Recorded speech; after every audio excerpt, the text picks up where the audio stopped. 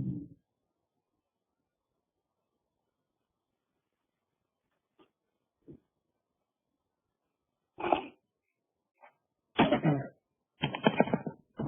guys, good morning.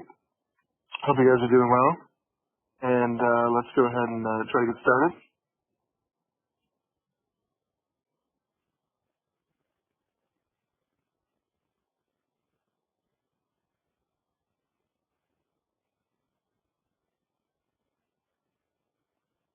All right, so we're winding down. We only have a few more weeks left of this semester. And so here's kind of the rest of the outline. And so today and Wednesday we'll do these two exercises in chapter 10. All right, so we'll do a little bit of the simulation models in chapter 10. So we'll do kind of this intro to simulations today, and then example 10-2 on Wednesday, and both of those will be due next Monday.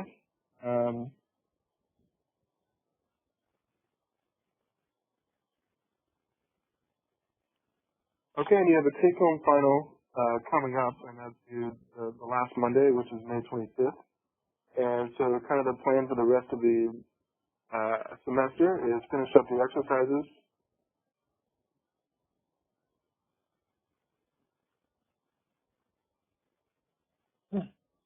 Okay, so this week we'll do the couple exercises I just showed you on the syllabus in chapter 10. So one today and one Wednesday.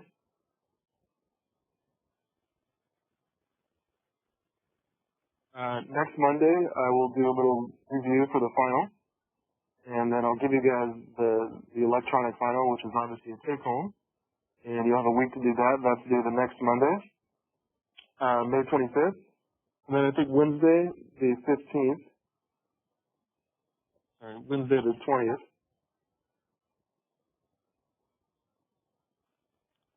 I think I have one more Excel example, and so I think I'll do that as an extra credit one. And so we'll do one more, if you want, we'll do one more example in chapter 10, and that'll be for like an extra credit one in case you've missed any of the assignments, and then that'll be the last one we'll do. Okay, and then week 16, the finals due on Monday, and then so I just scheduled a couple meetings the last week, which is really during finals week, and so we're not going to have any new material, but I'll still hold the meetings in case you have any questions about the final or anything about your grade or the end of the semester. But that's kind of the plan. So we have two more exercises in chapter 10. Then you'll have the final and the final review. And then I'll do one extra credit example on next Wednesday, a week from this Wednesday, for chapter 10 as well.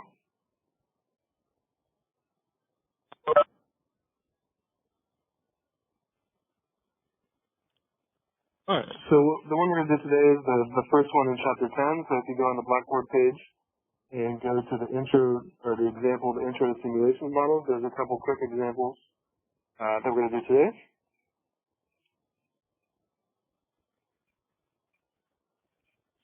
All right, so you can open up the intro to simulation models example.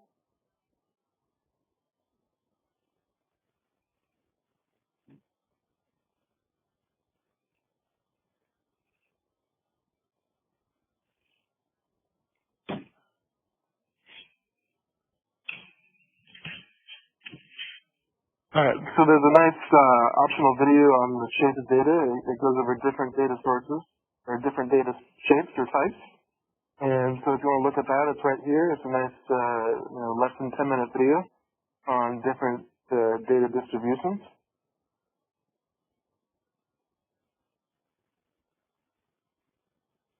Okay, so the first quick one we'll do is let's open up the Excel file called random numbers. So go back to the Blackboard section and open up this one.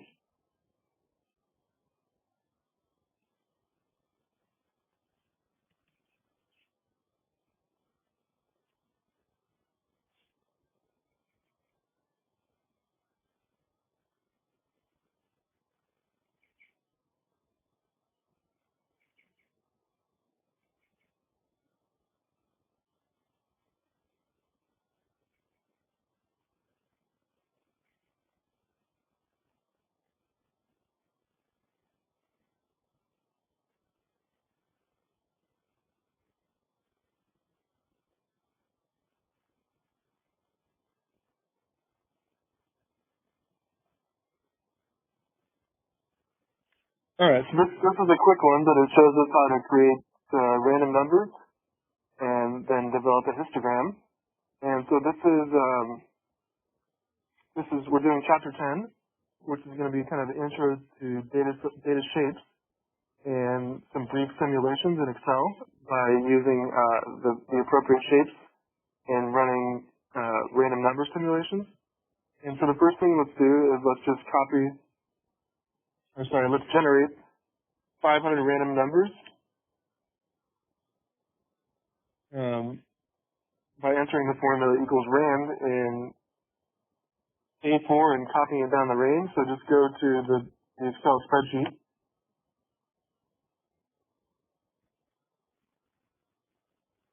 Alright, so right here in A4, just type in equals rand, like this.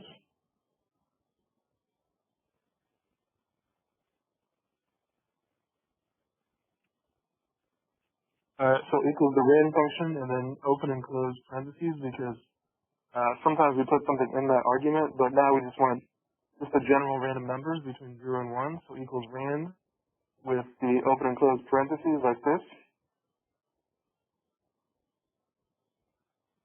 Enter.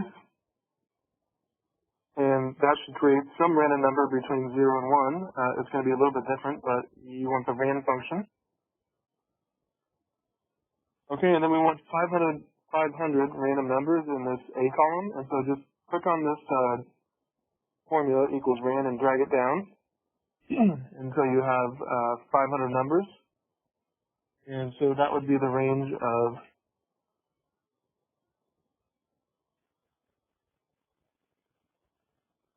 A4 to A503. So just drag that formula down all the way to A503.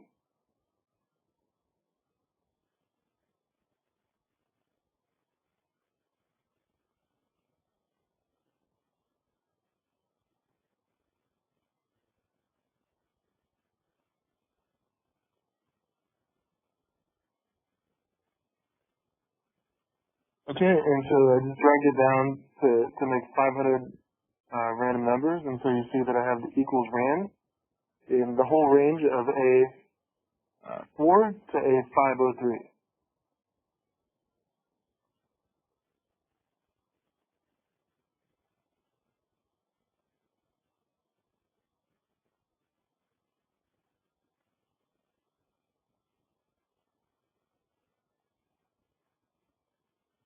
Okay, so all we did was generate 500 random numbers, and now let's create a graph or a chart or a histogram of the results of the random numbers.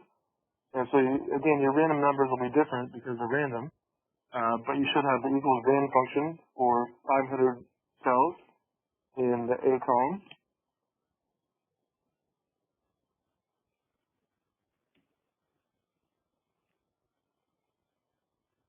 Okay, so step 2, let's just make a histogram or a chart of bin versus count.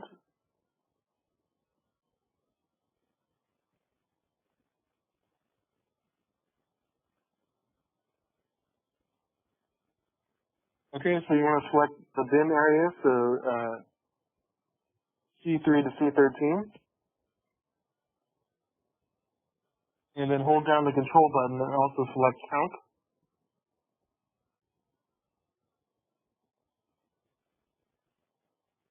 Alright, so you got C3 to C13 and F3 to F13 at the same time, because that's what we need to make our table or chart.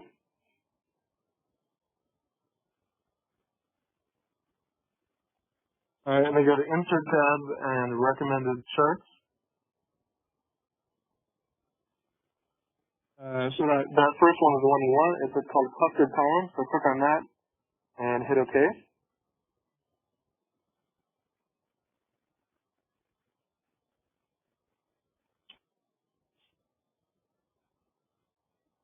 Alright, and you can see that this is the left side, or the y-axis is the count, the number of times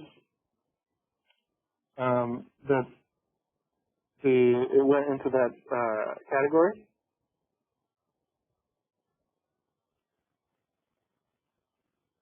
Alright, so 0.0 to 0.1 in category 1. 0.0 to 0.2 goes in category 2, and you can see that each time it does the random numbers, it counts them in a random simulation.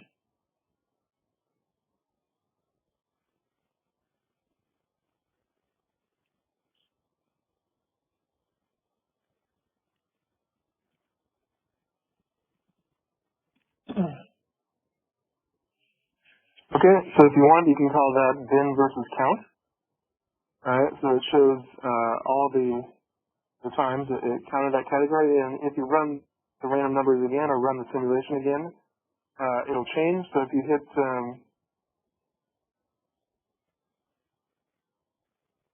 the save button or change anything, it'll do it again. See how it just changed?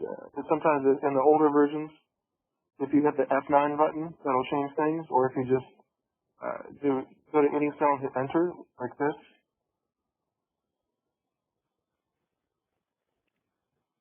Alright, so every time it does the random numbers again, it should change the graph of whatever your current random number distribution is, bin versus count. So you should see that you get the count of the different categories. So in the first, in the percentiles, in each tenth of a percentile, you get how many times that occurred.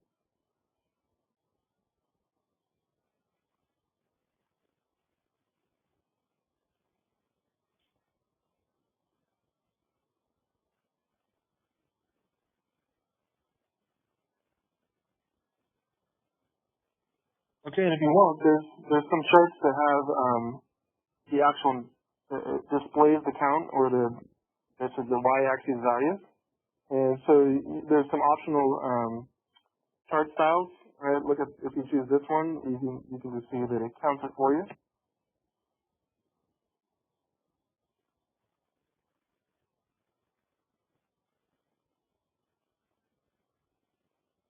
So that's nice because it shows you the actual number. And again, every time you run the simulation again, you hit enter or change anything, it'll recount.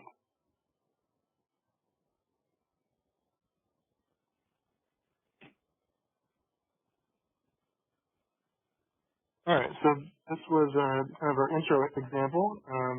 We got some more to do, but everybody good on this so far?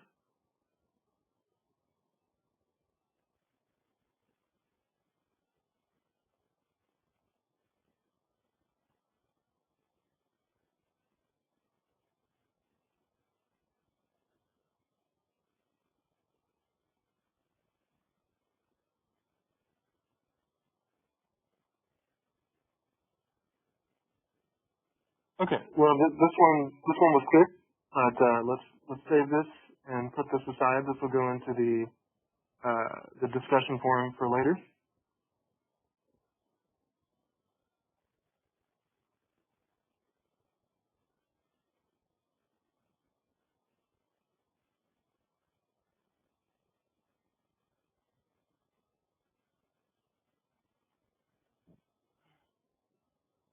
Okay, so the next one you want to open is the probability distributions Excel file. So you go back to the Blackboard page and open up this one.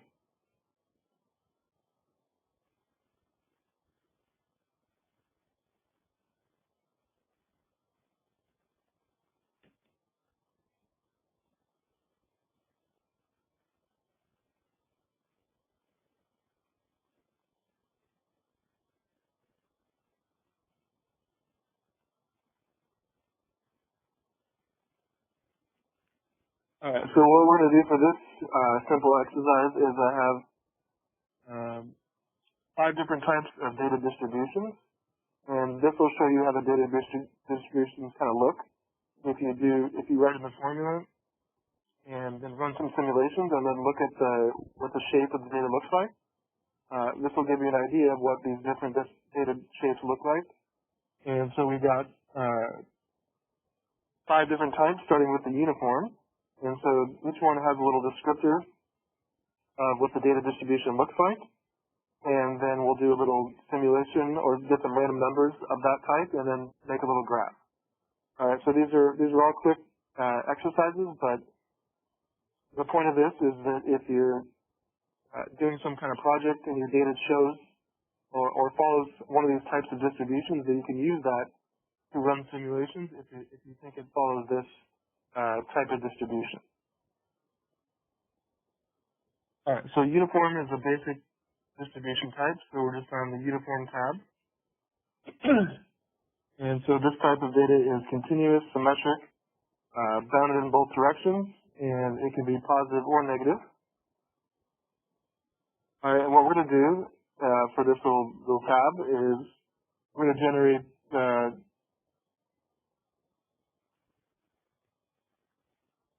500 random numbers between 50 and 100. So this is the upper bound and lower bound.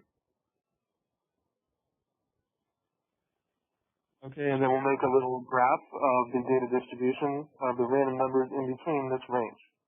Okay, so step one for this example.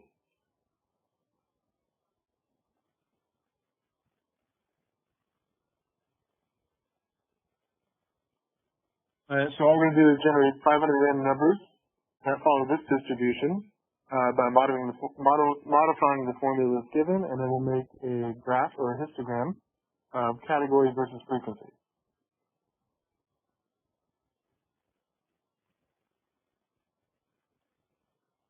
All right, so for each of these, let's make simple range names for the values in the inputs or the blue range. So you can make a range name for the min val and the max val just by selecting this area.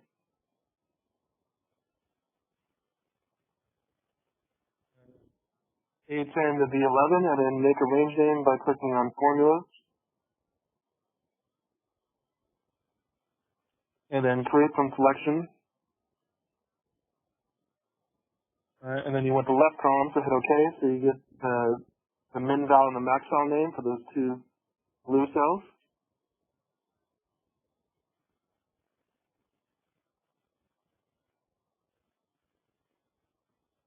Alright, so this is min val and this is max val, which are going to go into our formula, starting here. So then if you got those range names, just go down to the first observation in B18 and type in the formula here.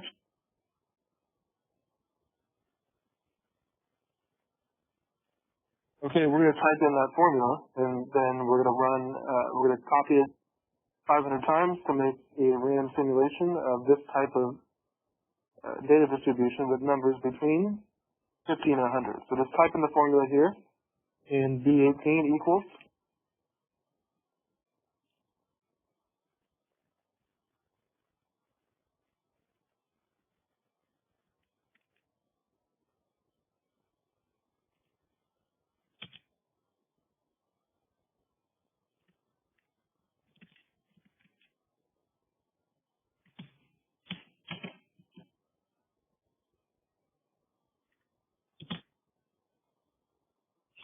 All right, so again, I'm just typing in the formula that's already displayed, the general formula, so equals min val plus parentheses max val minus min val times rand with just the open and closed parentheses. So this is the formula you want to put in the first one.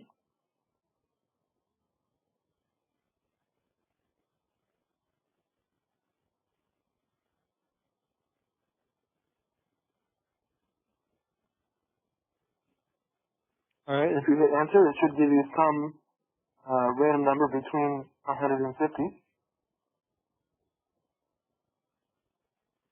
Okay, and then we're just going to copy and paste that formula down for all the simulations or observations. So all you got to do is double click the bottom right corner if you have that formula. So with the double click the formula in B18, just like this.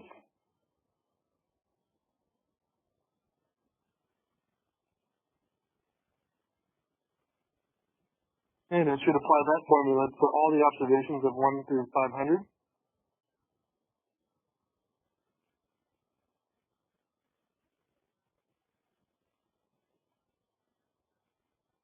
All right, and you should see that you have 500 observations of this type of data distribution that you specified.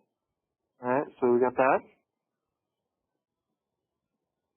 And then we're just going to make a histogram or chart of category versus frequency.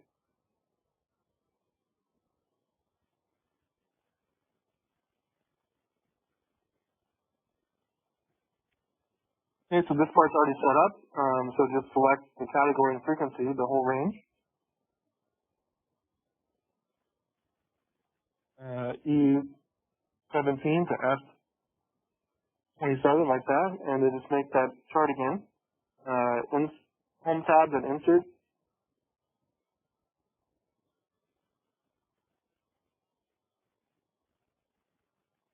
Okay, so it's insert tabs and recommended charts.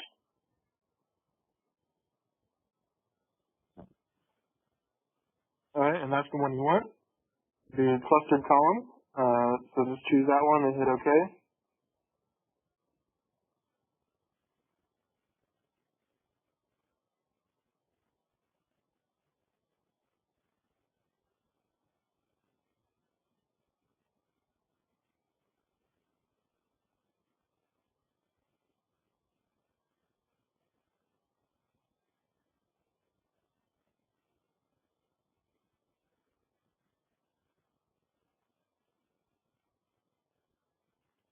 Okay, and so you can call this category versus frequency.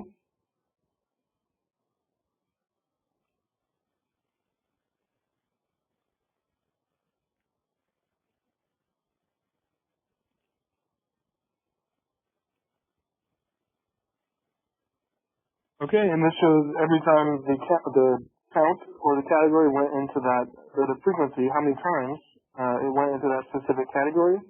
And if you want, you can change the chart style to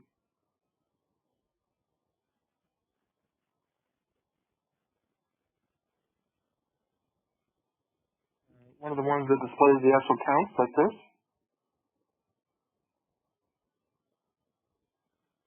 Okay, so this tells you the number of times it was less than 55, the number of times is between 55 and 60, and all the possible 5-unit categories, right? And it's random, so it's going to be a little bit different, but it's supposed to be the type of data pretty much uniform, and so there should be an equal chance that the observations go into each category, right? And so every time you run the simulation again, or the formulas again, hit enter or save, it should just re-update the chart.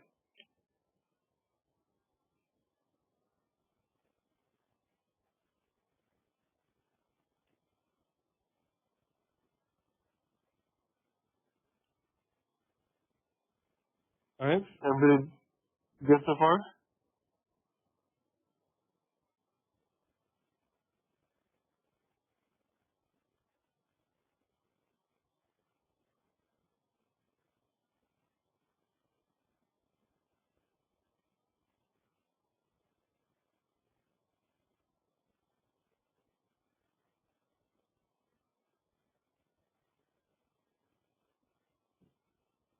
Okay, so the next one, let's just click on the next tab.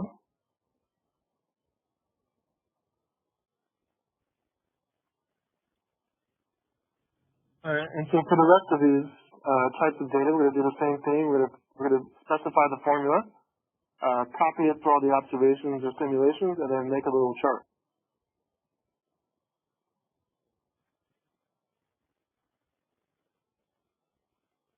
So we'll repeat the analysis for the different types of data on the different tabs. For the discrete uniform, and the normal, which you're probably familiar with, kind of like the bell curve, and then the binomial. So let's start with the second tab for discrete.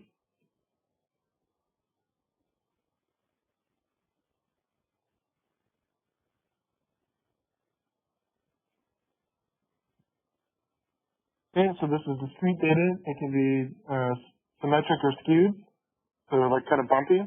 And so really any shape, it's bounded in both directions, and it's not necessarily positive.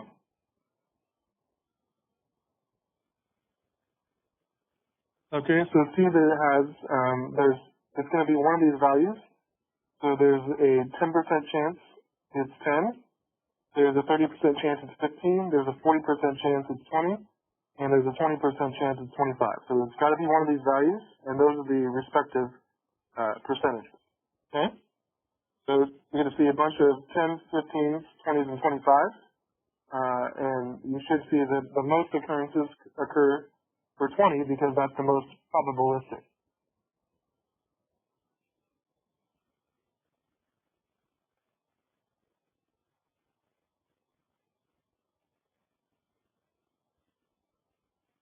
All right, let's specify our formula. So all we're going to do first is modify the general formula right there, and do the VLOOKUP formula. Okay, so in V21, let's type in that formula. In V21 equals.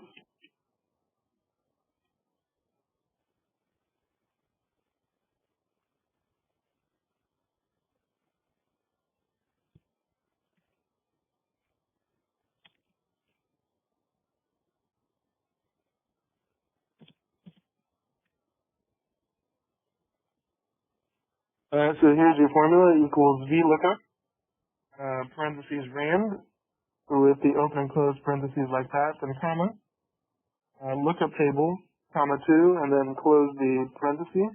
And so what this is doing is it's going to go to the lookup table right here.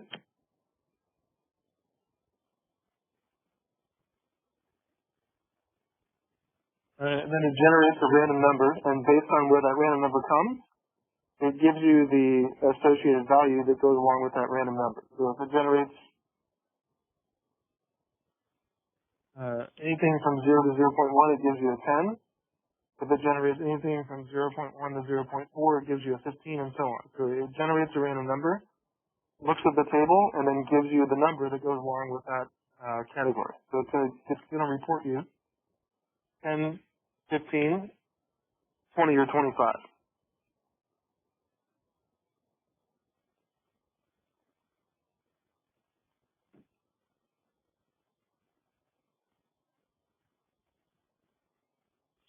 All right, so we got 25.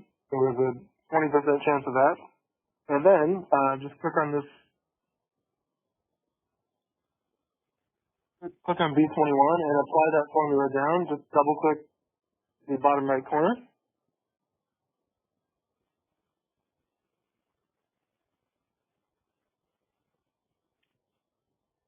Okay, and you should see that you applied that down for the 500 observations.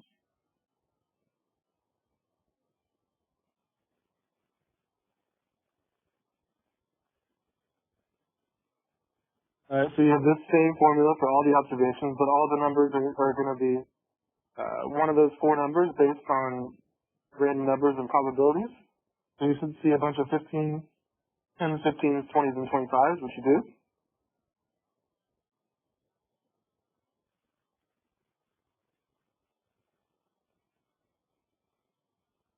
Alright, and then all we have to do is make a graph or a chart of category versus frequency again, so we can see what kind of the data looks like.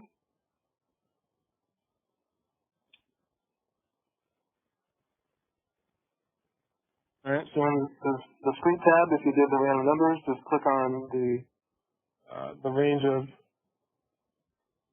B20 to F24, or sorry, E20 to F24 like this, the category and the frequency, and make the same chart for this.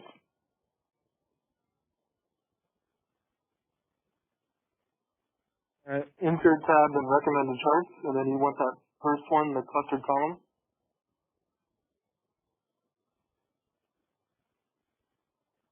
Alright, hit OK.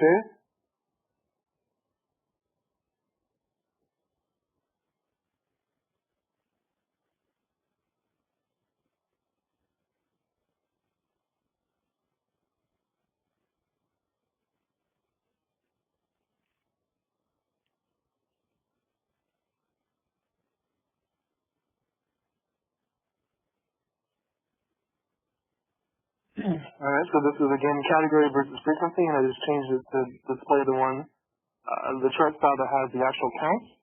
And so these are the number of times, the frequency of the counts that it occurred on that number. So for this simulation, there were 56 10s, 140 15s, and 208 20s. and 9625. And you should see that the ones that are most likely to occur happen the most.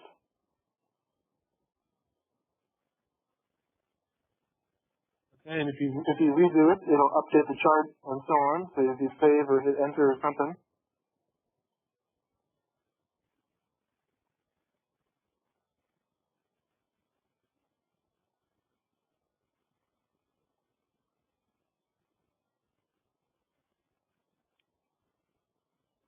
All right, so there's the discrete data shape.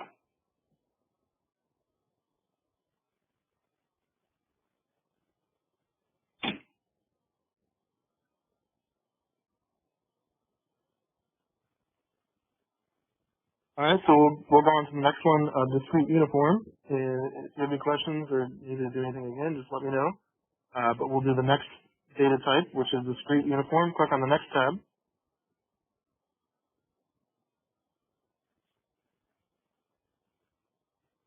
Okay, we'll do the same thing. We'll generate the observations and the simulations and make a little graph of category versus frequency.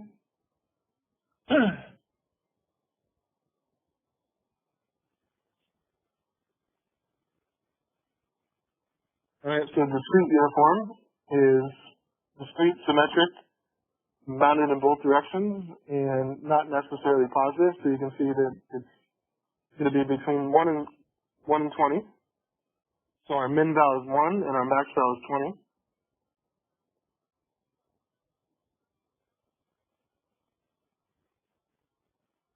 All right, and these are discrete, so they have to be whole numbers. So it's going to be some whole number between 1 and 20. There's no other options. So it's going to be 1, 2, 3, 4, etc. No decimals. Just some whole discrete number between 1 and 20. And each one is equally likely to occur, so there's no probabilities here. All right, so if you wanted to make a range name for this area, A10 to B11, like I have selected, you can make a range name for min val and max val. Right. Formula straight from selection. Okay, so left column, you can hit OK.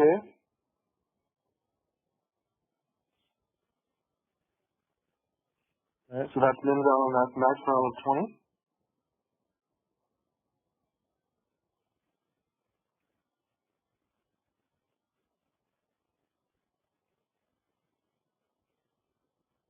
Okay, so let's just specify our formula in the first observation, which is B18. So in B18, you got to type in this formula equals.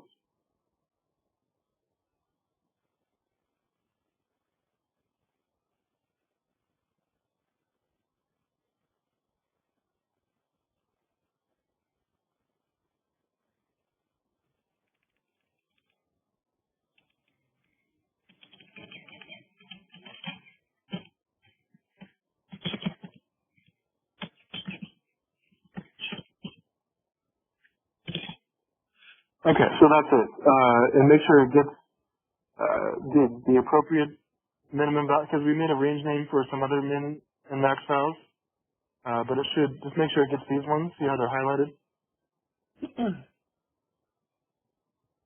Alright, so the formula here is just equals the in between function and min val comma max val. So it's going to be some random number between 1 and 20, and that's the whole formula.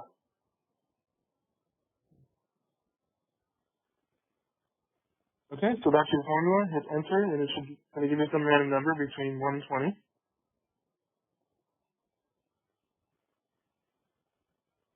Okay, and then apply that formula down. Just have a double click the formula in B18 and apply it down to 500 observations.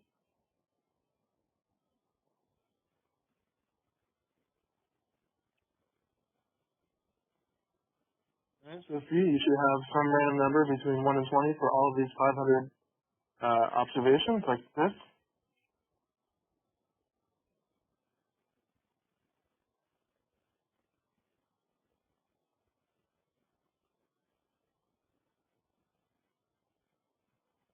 All right, and then again, just make a graph of category versus frequency so you can see what the data kind of looks like.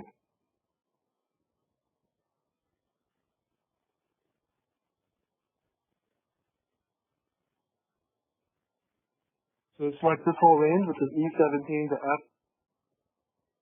F37, category and frequency, and then make the same chart insert. Recommended charts, and then choose the same clustered column.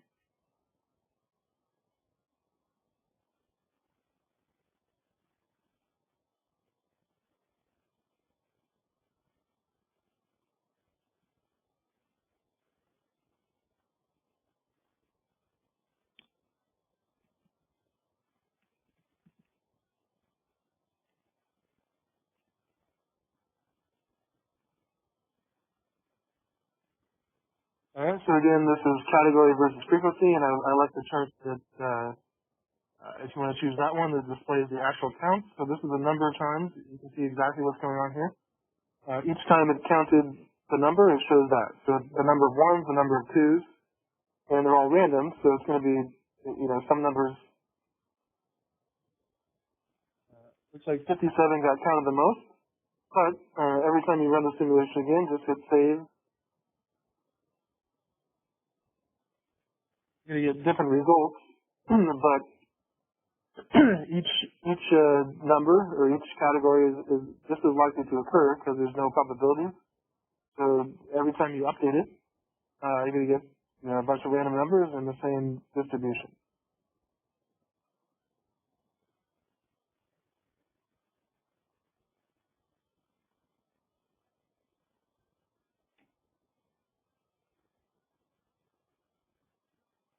Alright, so let's do the normal distribution, which is everybody's familiar with this one, the classic bell curve.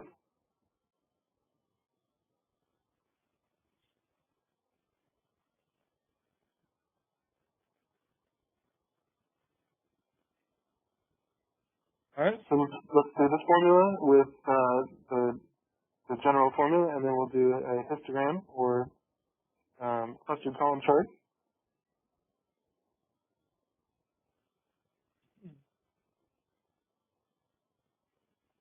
Okay, so you know what the normal distribution is. It is continuous.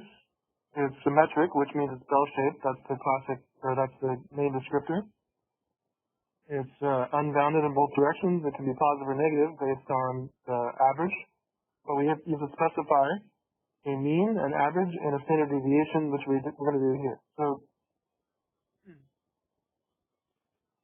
it's going to be this bell curve or normal distribution is going to be a curve around 100. 100 is the average, and the standard deviation is 10. So it's going to have a bell curve which should be the highest occurrences around 100 because that's the top of the bell curve. So you can make a range name for the mean and the standard deviation and the range I selected. A10 to B11. You can make range names here.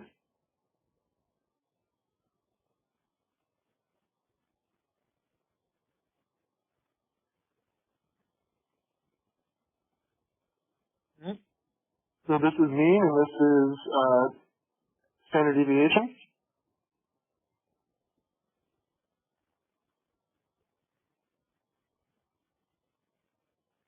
Okay, so there's our general formula for the normal distribution, which is going to go in observation 1, B18. Alright, so in B18, just type in that formula, equals.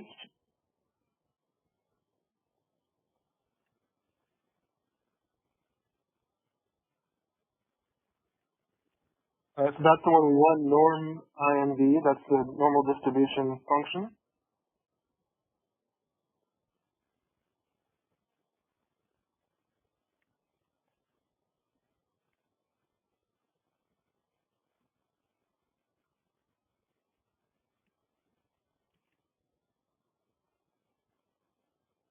Alright, so there's your formula, which is equal to norm INV, and then in the parentheses rand, with the open and closed parentheses to give us any random number, and then comma mean comma stdev, and those should grab your two range names that you just selected.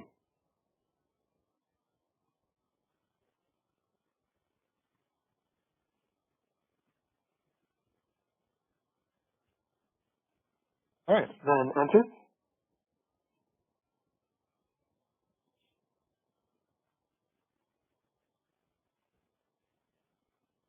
Okay, so it can be any number, but it's most likely going to be something around 100 because that's the top of the bell curve. All right, and if you got that formula, just double-click the formula in B18 to apply it down all the observations.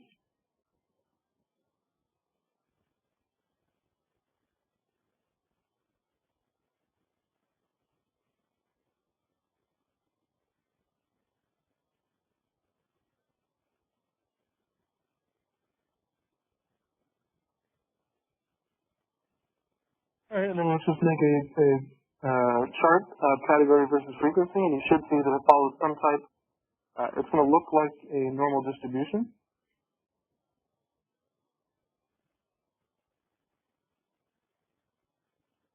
Okay, if you select this range, which is E17 to F31, and with the category and frequency for the normal distribution, and make the same chart the clustered column.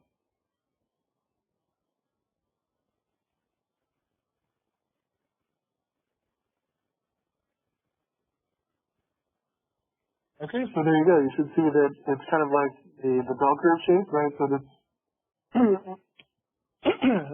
the most occurrences were around 100, but there's other areas in the bell curve as well.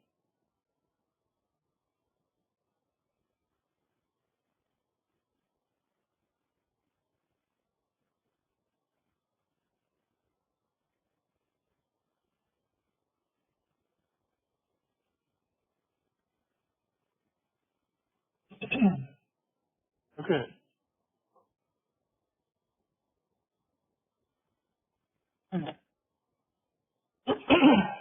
So this is just, I called it category versus frequency that we've been doing. And I changed it to show the actual count. And this one, if you redo the simulation or change something, it'll redo the random numbers, but it should follow the same type of normal distribution. So if you hit save,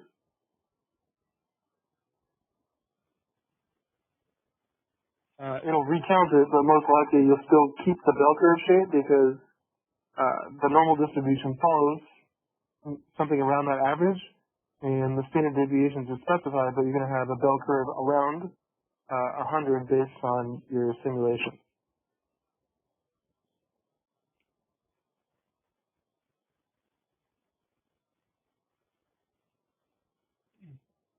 Okay, so it's very unlikely that it's outside a number of standard deviations. So above 130, there was only one, and below 70, there was only two. So it's possible, but you're pretty sure that it's going to be fluctuating or bell curved around 100 and just a few standard deviations away.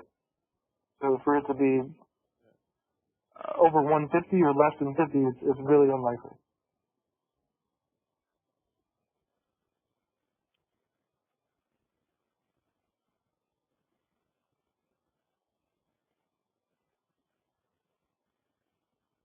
All right, so last one is the binomial distribution.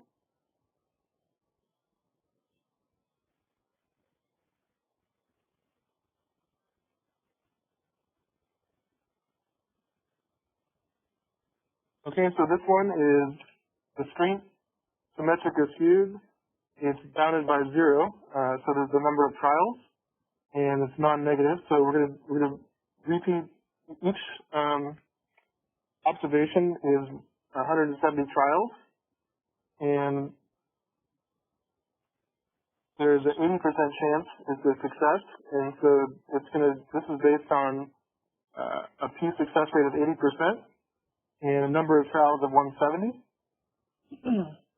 So it's going to give you the number of times out of 170 that it was a success, and then the rest is the number of non-successes or failures. So for this example, see how it's Your example was 137, so that means there's 137 successes, and the rest of them were failures based on the 80% success rate.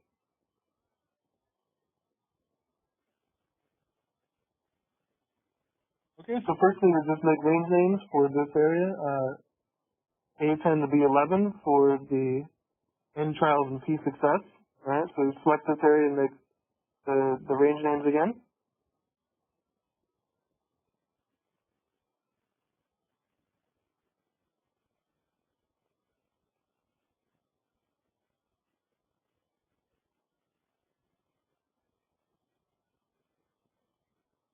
Okay, so this is N trials and this is P success. And now you're just going to specify the formula in B18. So in B18, just type in the general formula you see right there for equals the Crick binom. So start with that equals.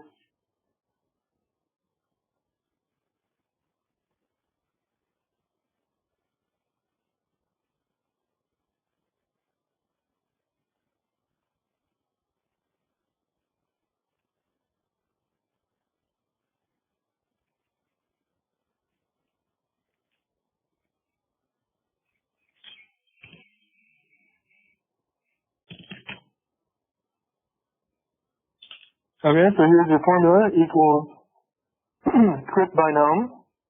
That's the formula for the binomial distribution in Excel. And then in the parentheses, N trials. So your range name, comma, P success for your other range name, and just get a random number by doing the rand with the two parentheses, and make sure you have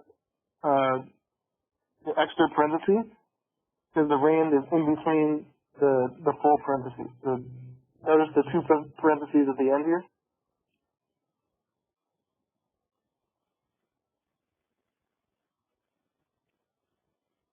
Okay, so this should give you some number of successes. It's going to be something between 170 and 0. But there's an 80% chance that there's successes.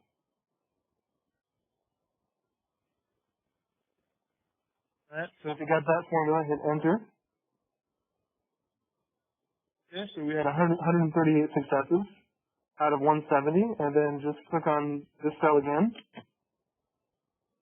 B18, and double click the bottom right corner.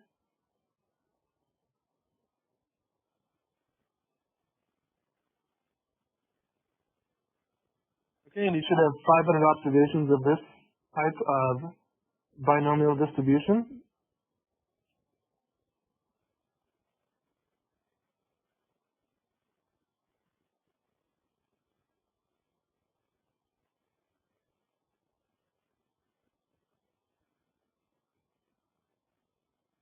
Okay, and then let's just make a graph of category versus frequency for this last data shape.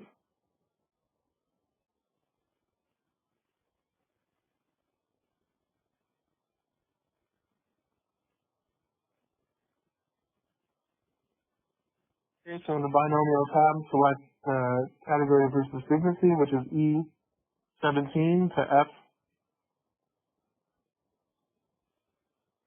F55, and then make the same chart, the clustered column.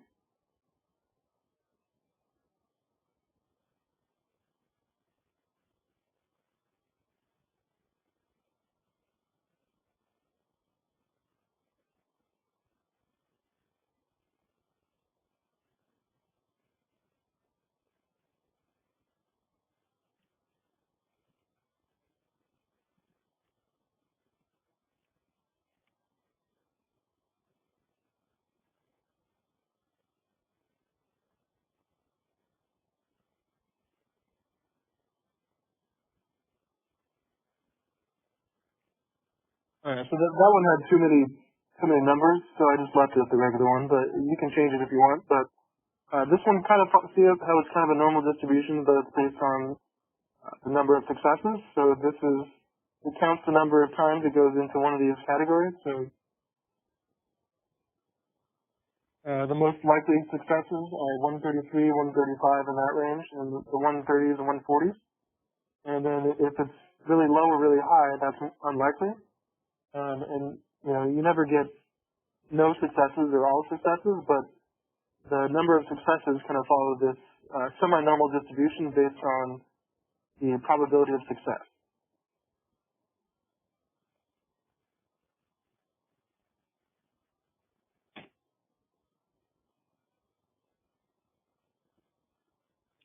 Okay, and if you save it or update it, it'll redo the data distribution chart.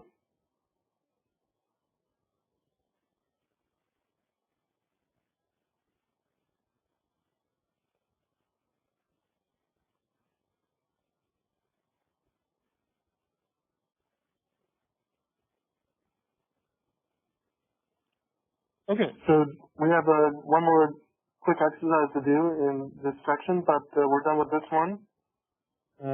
Everybody good on the probability distributions? All we did was it gives you a nice idea of what the formula is in Excel and then what the data looks like. So we're done with this one. You can save this.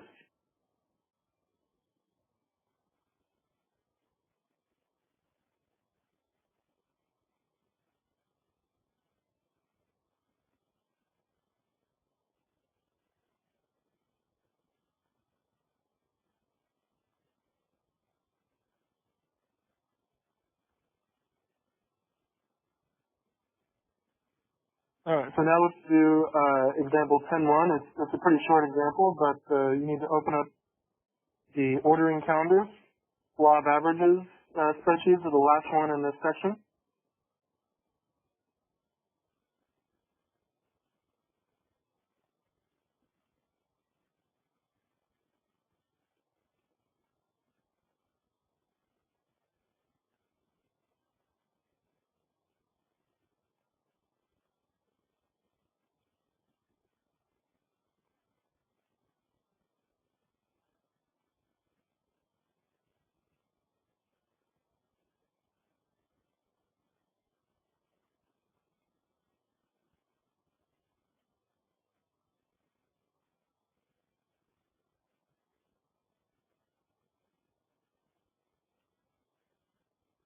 All right, so for this one, we're just going to show that sometimes just picking an average demand is not the best way to go. You really want to look at the distribution and if you can do a simulation, you get much better results for your business model.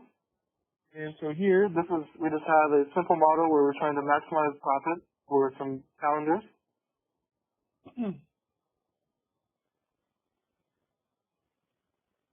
So these are the costs for the calendars at Walden's Bookstore. And so it costs $7.50 to make a calendar.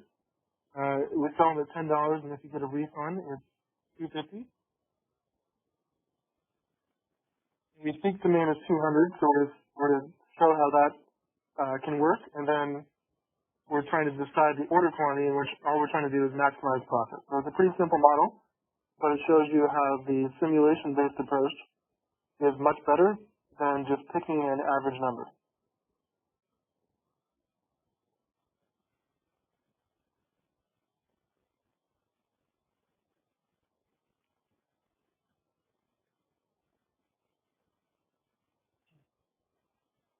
All right, so you can, for the inputs, decision variables, and objectives, you can just, let's go back to the spreadsheet.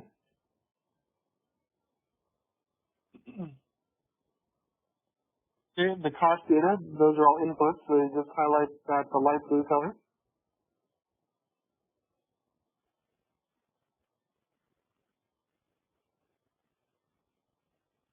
The demand is unknown, so I think for unknown or unknown quantities, let's just make it a light green color for the unknown.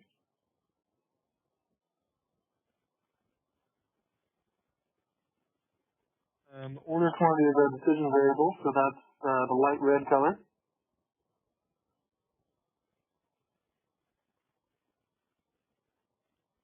And profit is our objective, so that's the highlight yellow color.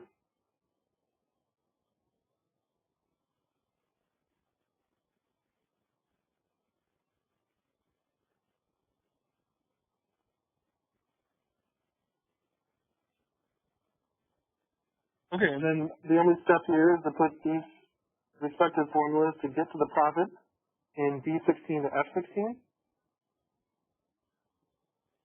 Okay, so the first one is equals B9. That goes into the first cell for B16.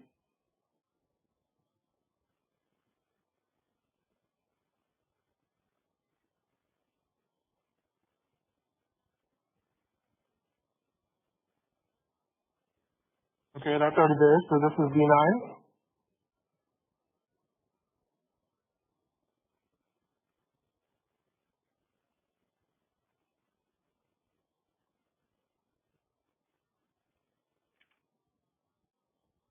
Okay, and then for revenue, type in the next formula you see in step 2, which is equal to.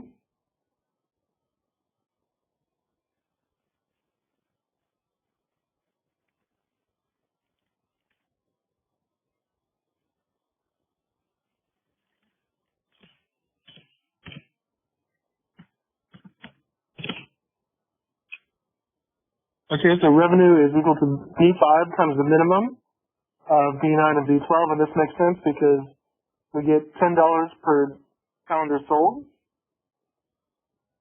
but we either get how many we order or what demand is. So if we order too many, we only get what demand is, or if demand is too low, we only get what demand is. So the minimum of these two numbers, demand and order quantity, times the price is our revenue.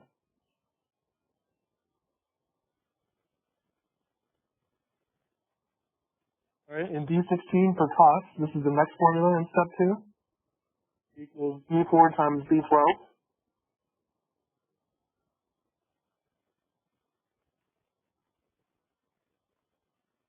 Okay, cost is just unit cost, the cost we have to pay to get the calendar or to make it, and times the order quantity. So if we order 200 and there's 750 each, we got to pay that cost.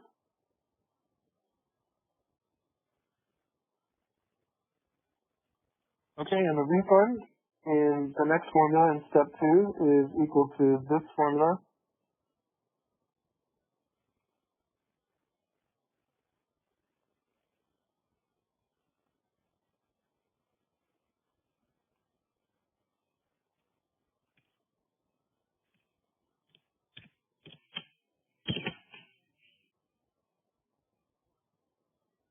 All right, equals B6 times max, B12 minus B9 comma 0. And so this tells you that we get a refund if we order too many. All right, so if there's a difference between a positive difference between how many we order and what the demand was. So if we have leftovers, then we get $250 per leftover. All right. Otherwise, if we don't have any leftovers, we get no refund. So the ones that are left over, if we overshoot demand, we get $250 to sell those back.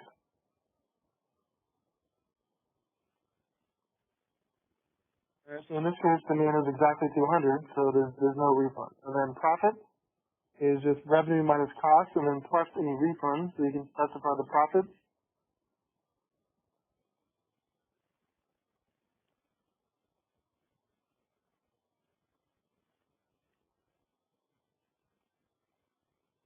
Equals 216 plus minus D16 plus E16.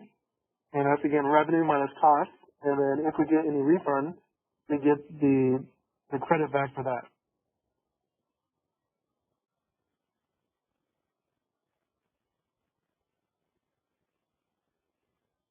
Okay, so for the simple deterministic model, we should get that our profit is 500 if we order 200 calendars, and we think demand is 200. But we're going to see that on the next tab, we need to look at the likelihood or the probability that demand is not 200 because that's just our best guess.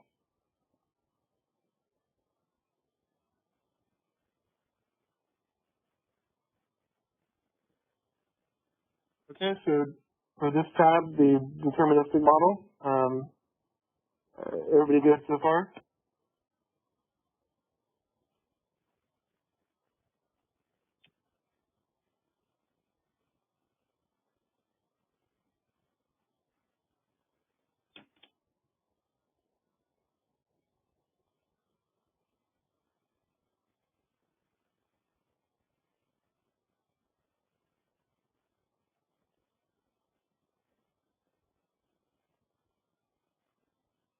All right, so just click on, we have one more little section to do.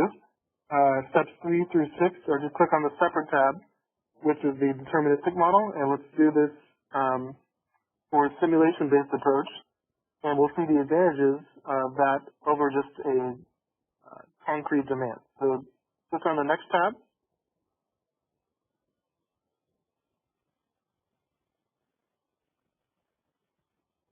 All right, so we did the deterministic one. Click on the simulation model.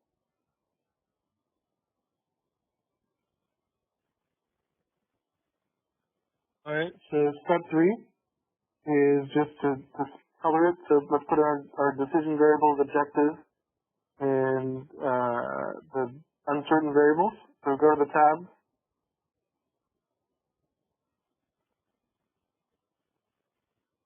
All right, so it's really the same thing. The cost data is inputs, that's light blue.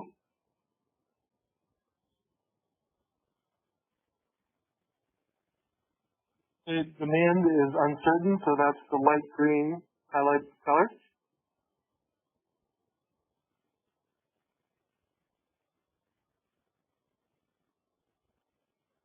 All right, order quantity is what we're deciding. That's our decision variable, the light red color, and then the profit is our objective, and highlight that yellow.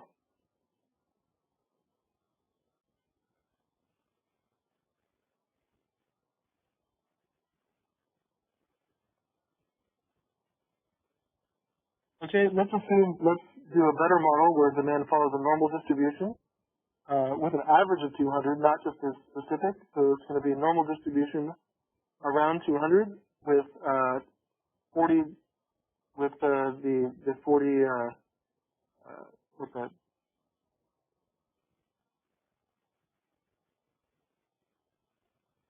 With the standard deviation of 40. Sorry, so we're going to specify the demand. And step 2 is a normal distribution around 200 with standard deviations of 40. So not just exactly 200, but it's going to follow a distribution around 200.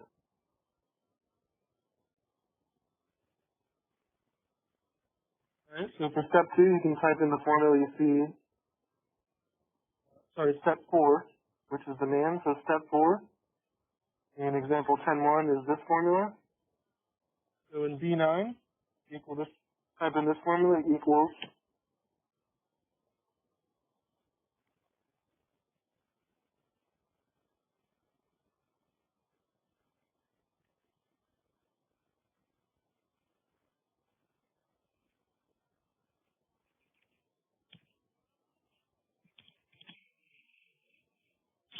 okay, so there's the normal distribution formula equals norm I and V, and then in the parentheses RAND, open close parentheses, and specify the mean of 200, and specify the standard deviation of 40.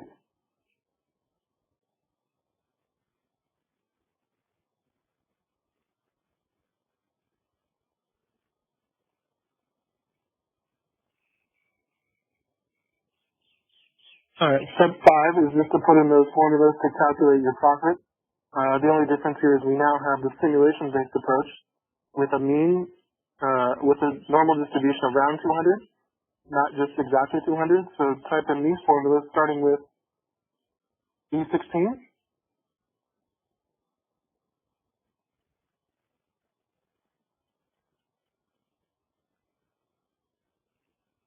Okay, so in D16 we're pretty much putting in the same formula to get a random, not random, but a normal distribution of demand around 200. So in here, D16 equals.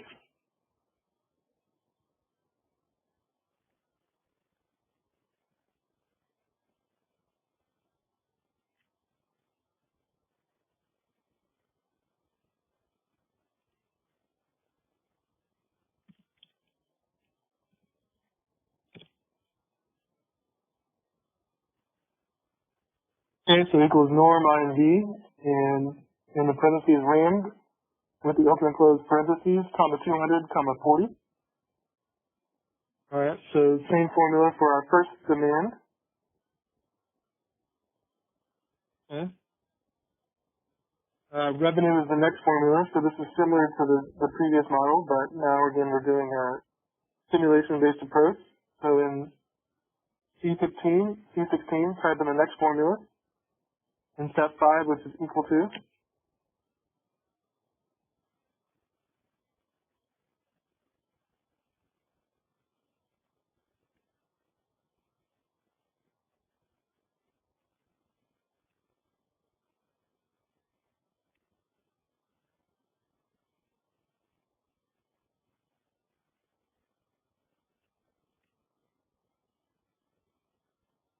Alright, equals $B, $5 times the min of B16,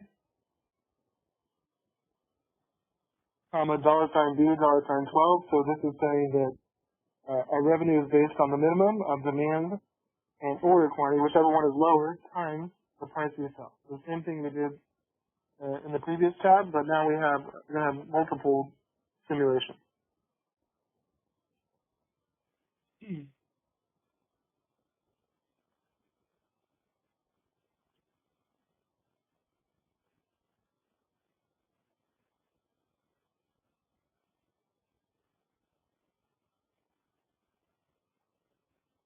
Alright, so next formula for the cost is equal to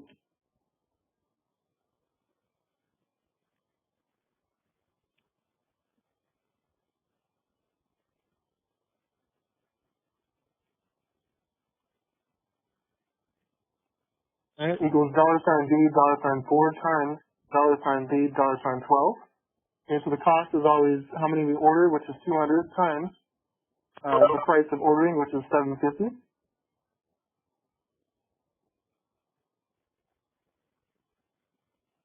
Okay, the next one for the refund in E16, this is the next formula in step 5, equals this formula.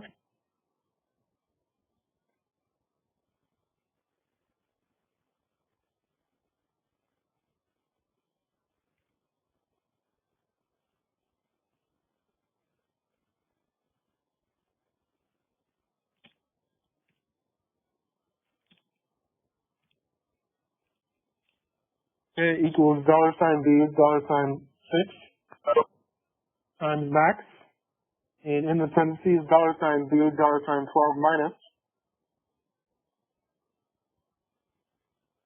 B16, comma 0. Right? So this is the same formula that we specified. So if you have extra left over, if you order too many, you get a refund of $2.50 per calendar.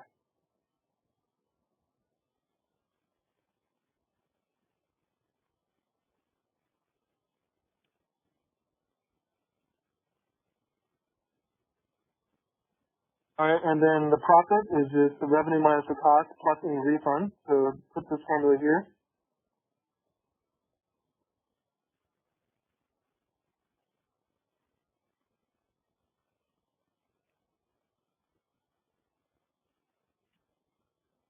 Equals C16 minus D16 plus E16. So that's the formula for profit. Revenue minus cost plus any refund.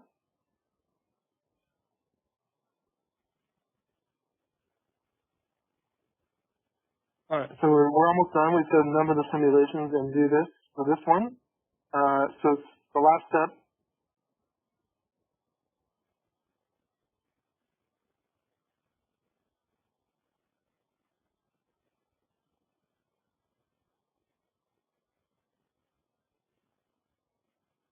Okay, is to do the simulations. So this number of simulations 1 through 500 in the range A16 to A515. So go back to the spreadsheet.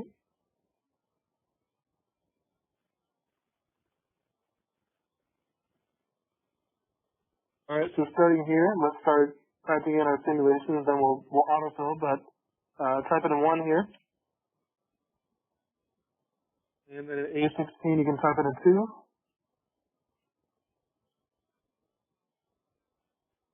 Okay, and if you select the 1 and 2, A16 to A17, just drag that down until you count to 500, like this.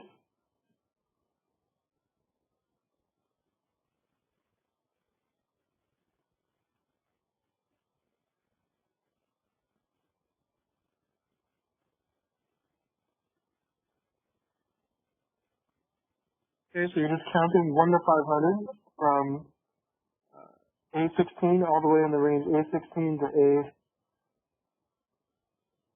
A515. So just count 1 to 500 for each of our simulations that we're about to do.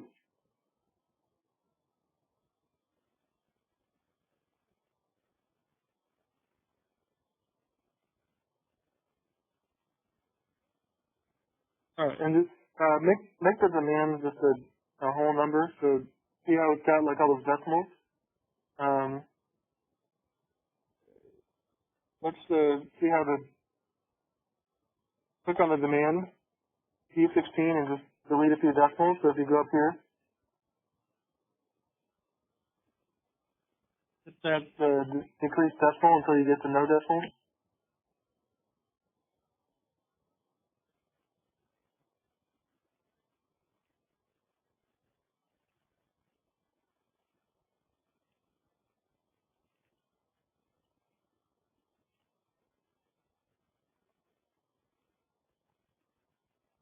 All right, and now let's run the simulation. So all we're going to do is copy this simulation 1 formulas down the whole simulation. So all we're doing here is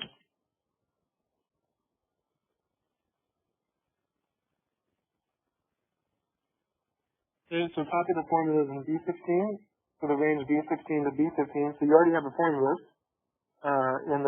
in simulation 1. So go back to the spreadsheet.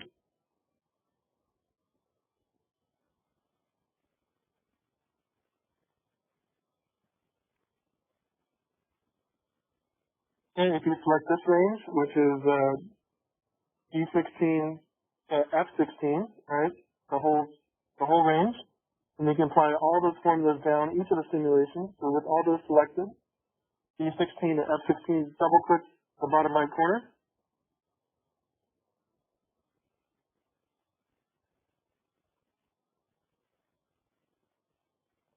And for each of the simulations, it should apply the demand, revenue, cost, refund, and profit formulas all the way down for those.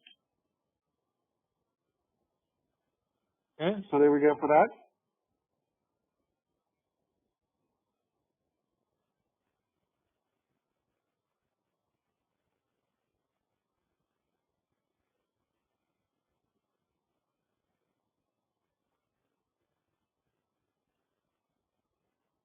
Okay, so last thing is make a graph of demand versus profit, and you should see some normal distribution that goes around 200, but our profit is not just discrete number, it's based on the distribution, the normal distribution around 200. All right, so make a graph of demand versus profit.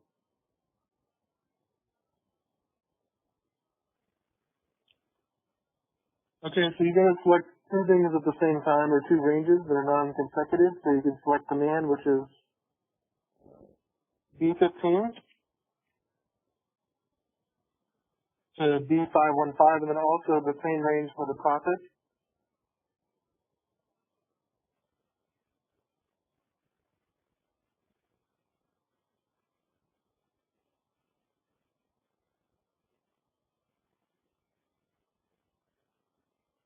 So with demand already selected, hold down the shift or the control button on your keyboard, and then use the mouse to select the profit manually.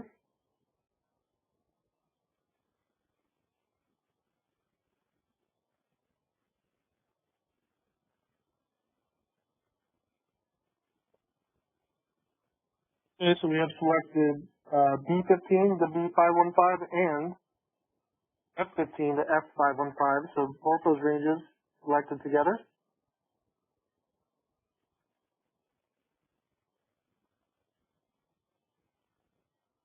All right, and then just make a little graph. Go to the Insert tab, Recommended Charts,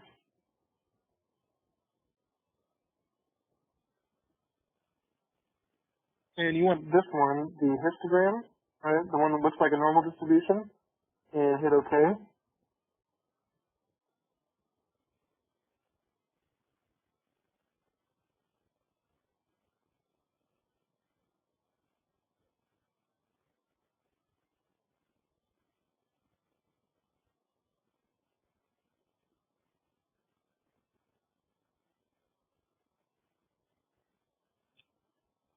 All right, and you can call this demand versus profit.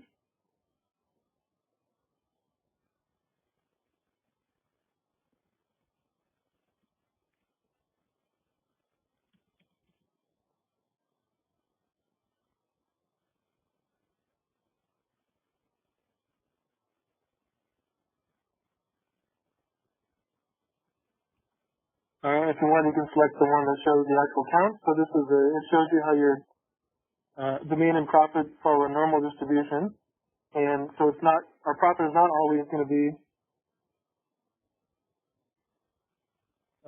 500. In fact, it's much different if you look at the distribution and do a nice simulation.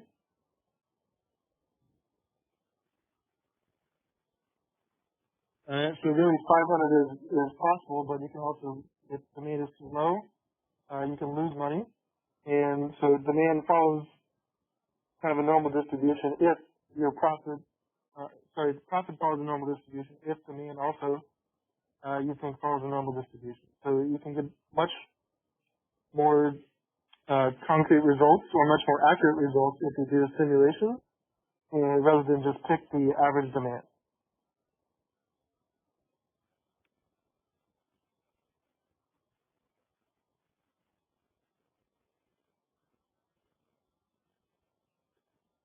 Okay, so everybody good on this?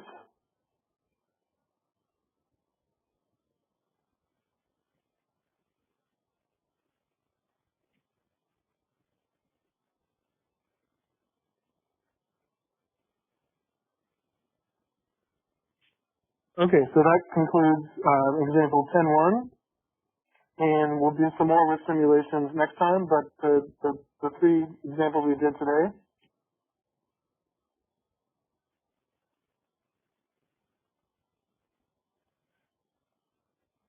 the random numbers, the probability distributions, and then just now, the ordering calendar squad averages. So those three Excel spreadsheets go in today's discussion forum for the assignments.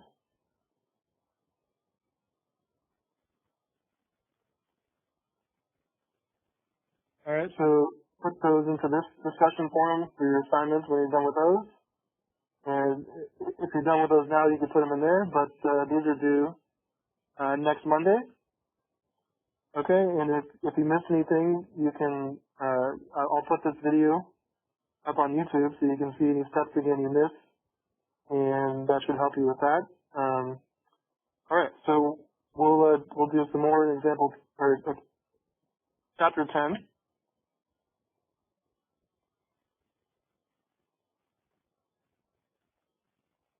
Next meeting on Wednesday. So on Wednesday we'll do example 10.2, some more for simulations.